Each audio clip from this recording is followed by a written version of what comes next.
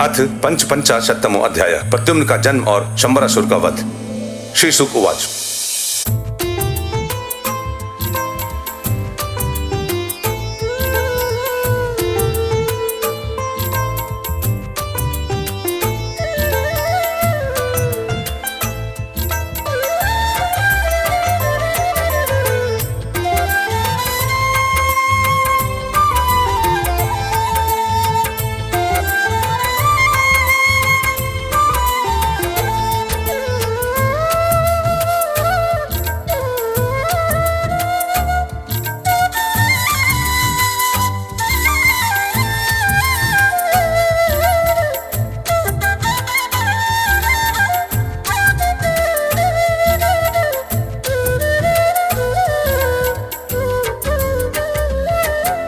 कामस्तु वासुदेवांशु तग्नः प्रावृद्रुमन्युना देहो पापतये भूयस्ताव प्रतिपद्यते। श्री सुखदेव जी कहते हैं, परीक्षित, कामदेव भगवान वासुदेव के ही अंश हैं। वे पहले रुद्र भगवान की क्रोधाग्नि से भस्म हो गए थे। अब फिर शरीर प्राप्ति के लिए उन्होंने अपने अंशी भगवान वासुदेव का ही आश्रय लिया। स एव जातो वैदर्भ्यं कृष्णवीर्य समुद्भवम् प्रद्युम्न इति विख्यात सर्वतो नवमपितुः। वे ही काम अब की बार भगवान श्री कृष्ण के द्वारा रुक्मिणी के गर्भ से उत्पन्न हुए और प्रद्युम्न नाम से जगत में प्रसिद्ध हुए। सौंदर्य, वीर, कौशल्य आदि सद्गुणों में भगवान श्री कृष्ण से ही वे किसी प्रकार कम न थे। तं शंबरः कामरूपी हृत्वा तोकमनिर्दशम् सविदे त्वात्मनः शत्रुं प्रस्योदन्वतिगागृहम्। बालक प्रद्युम्न अभी 10 दिन के भी न हुए थे कि कामरूपी शंबरासुर वेश बदलकर सूतिका गृह से उन्हें हर ले गया और समुद्र में फेंक कर अपने घर लौट आया। उसे मालूम हुआ कि यह मेरा भावी शत्रु है। हमने जगार बलवान विनसोप्य परसः पृथु जालेन महता निहितो मत्स्यजीविभिः। समुद्र में बालक प्रद्युम्न को बड़ा भारी मत्स्य निगल गया। तदनंतर मत्स्यों ने अपने बहुत बड़े जाल में फंसाकर दूसरी मछलियों के साथ उस मत्स्य को भी पकड़ लिया। तं शंबराय कैवल्ता उपाचनुपायनम् सुदामहनसं नीत्वा वध्यं स्वधीतिमद्भुतम्।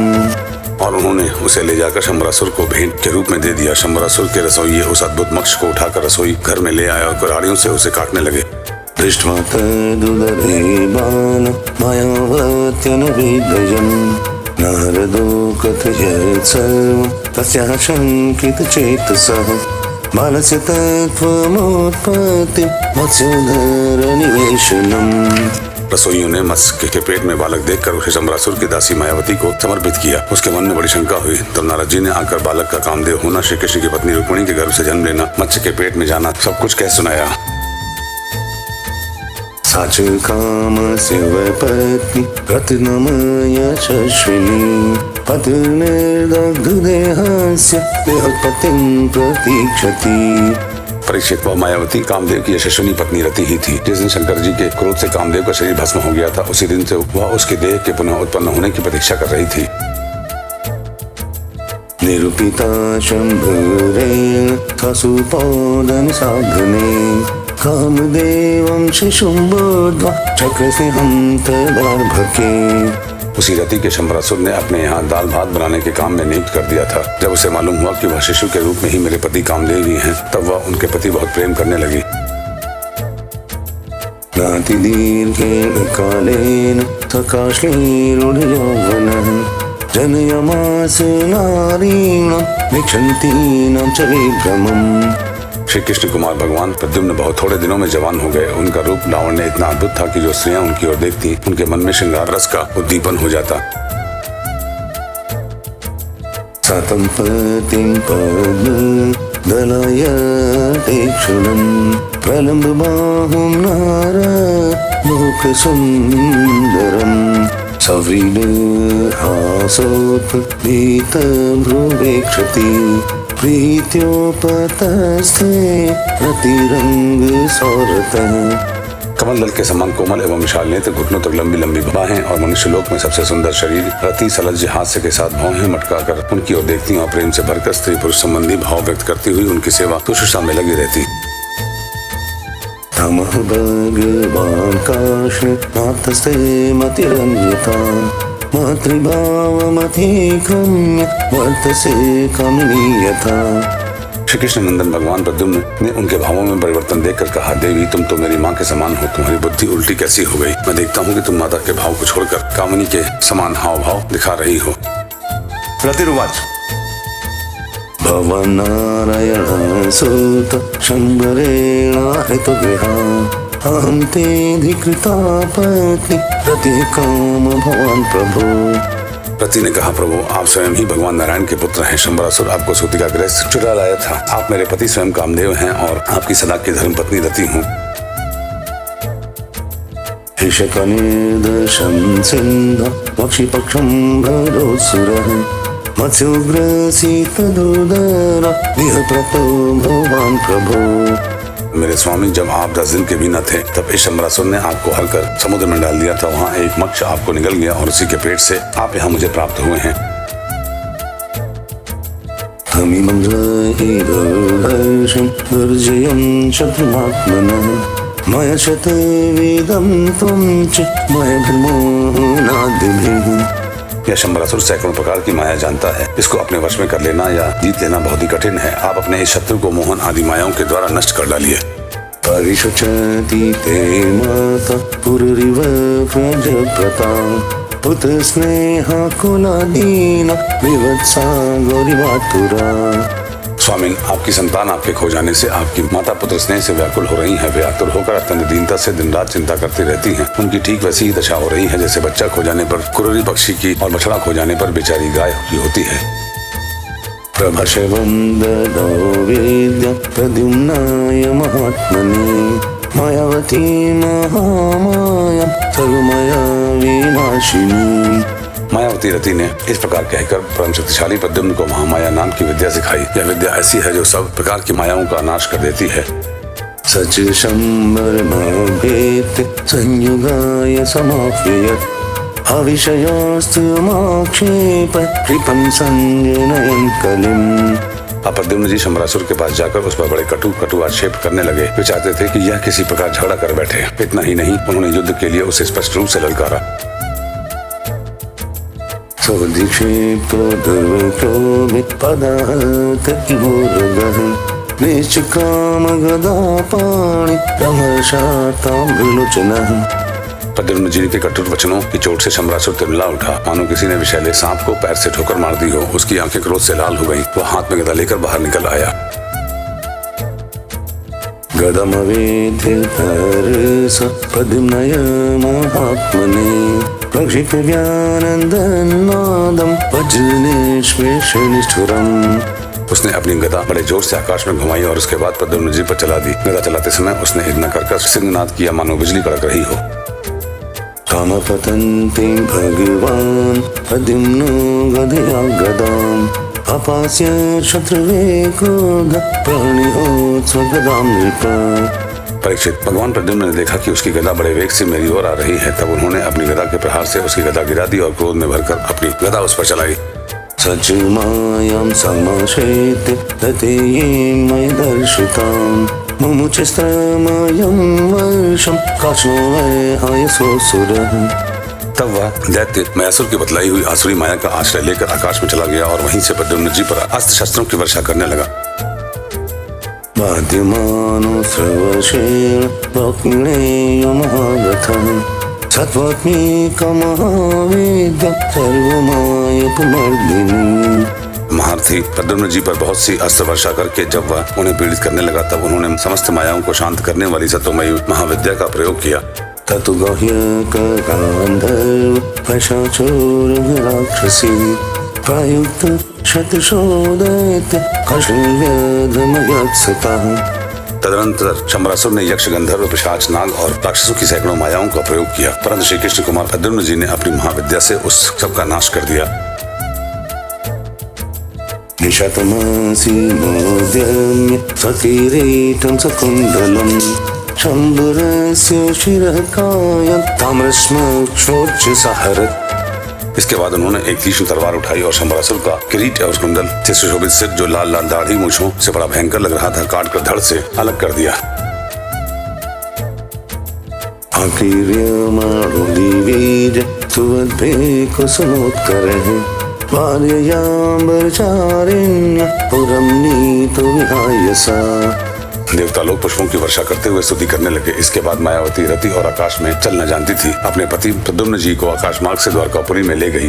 अंतःपुरवरं राजन् ललनशते संकुलम् विविशपत्न्या गगनात् विद्युतेव बलाहकः। परीक्षित आकाश में अपनी गोरी पत्नी के साथ सांवले प्रद्युम्न जी की ऐसी शोभा हो रही थी मानो बिजली और मेघ का जोड़ा हो। इस प्रकार उन्होंने भगवान के उस उत्तम अंतःपुर में प्रवेश किया जिसमें सैकड़ों श्रेष्ठ रमणियां निवास करती थीं। तं दृष्ट्वा जलदश्यामं पीतकौशेयवासिसं प्रलम्बबाहुं ताम्राक्षं प्रस्मितं रुचिराननं फलङ्कृतमुखाम्भोजं नीलवक्रलकायुभिः कृशमत्वा श्रियोहृता निलिल्युस्तत्र। अंतःपुर की नारियों ने देखा कि प्रद्युम्न जी का शरीर वर्षाकालीन मेघ के समान श्यामवर्ण है। रेशमी पीताम्बर धारण किए हुए है, घुटनों तक लंबी भुजाएं हैं, रत्न तारे नेत्र और सुंदर मुख पर मंद मंद मुस्कान की अनूठी ही छटा है। उनके मुखारबिंद पर घुंघराली और नीली अलके इस प्रकार शोभायमान हो रही हैं मानो भौरे खेल रहे हों। वे सब उन्हें कृष्ण समझकर सकुचा गईं और घरों में इधर उधर लुक छिप गईं। अवधार्य शनैरीश त्वलक्ष्म्योषितः उपजग्मुः प्रमुदिता श्रीरत्नं सुविस्मिता। फिर धीरे धीरे स्त्रियों को यह मालूम हो गया कि ये श्री कृष्ण नहीं है, क्योंकि उनकी अपेक्षा इनमें कुछ विलक्षणता अवश्य है। अब वे अत्यंत आनंद और विस्मय से भरकर इस श्रेष्ठ दंपत्ति के पास आ गईं। सीतापांगी वदर्भीवल्गुभाक्षिणी अस्मरत् स्वसुतं नष्टं स्नेहस्नुतापयोधरा। उसी समय वहाँ रुक्मणी आ पहुंची। परीक्षित उनके नेत्र कजरारे और वाणी अत्यंत मधुर थी। इस नवीन दंपत्ति को देखते ही उन्हें अपने खोए हुए पुत्र की याद हो गई। वत्सल स्नेह की अधिकता से उनके स्तनों से दूध झरने लगा।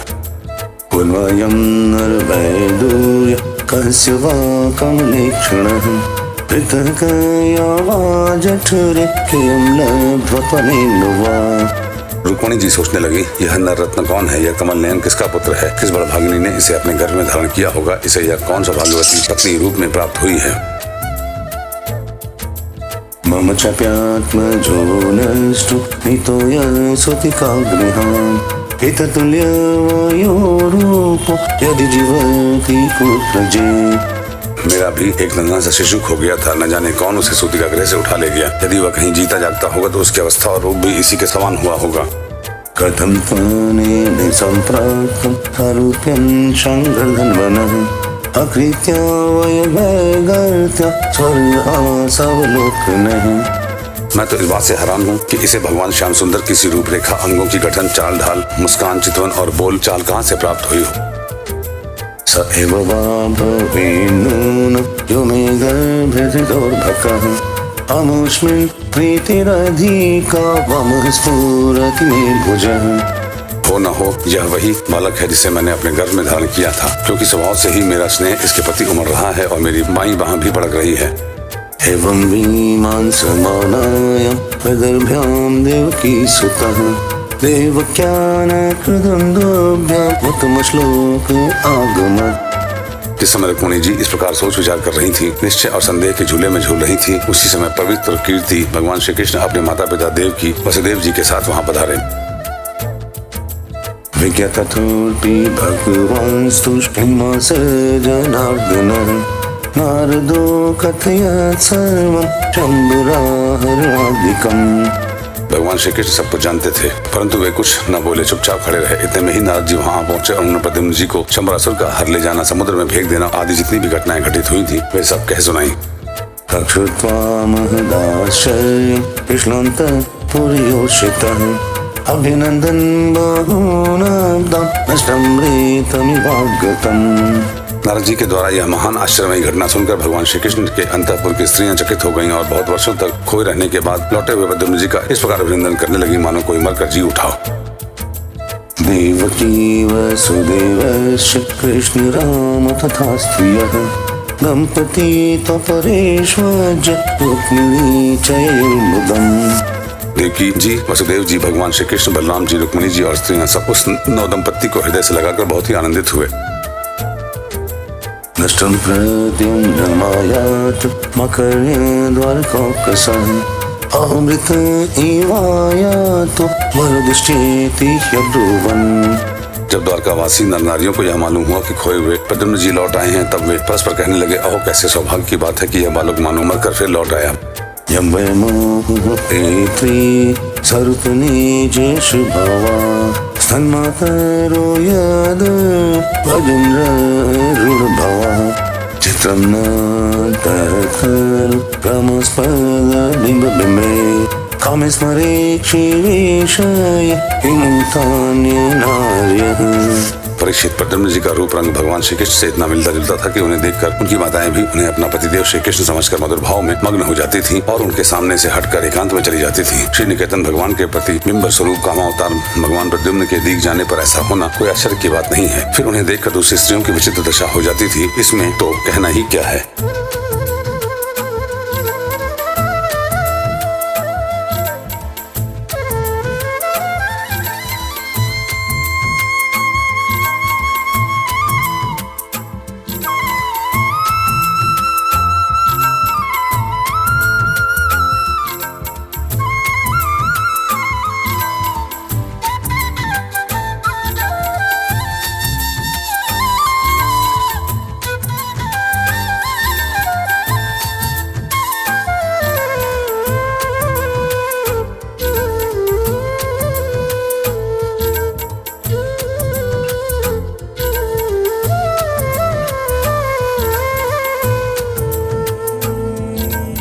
इति श्रीमद्भागवते महापुराणे पारमहंस्यां संहितायां दशम स्कन्धे उत्तरार्धे प्रद्युम्नोपत्ति निरूपणं नाम पंचाशत्तमो अध्यायः।